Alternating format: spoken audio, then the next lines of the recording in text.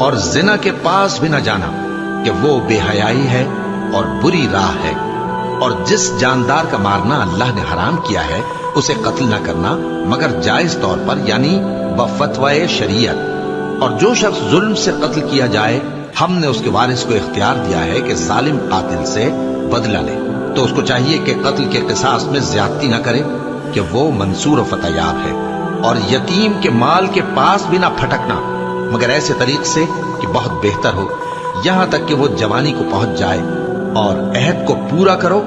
کہ عہد کے بارے میں ضرور پرسش ہوگی، اور جب کوئی چیز ناپ کر دینے لگو تو پیمانہ پورا بھرا کرو، اور جب تول کر دو تو ترازو سیدھی رکھ کر تولا کرو،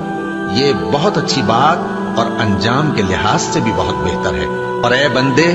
جس چیز کا تجھے علم نہیں اس کے پیچھے نہ پڑ، کہ کان اور آنکھ اور دل ان سب اعضاء کے بارے میں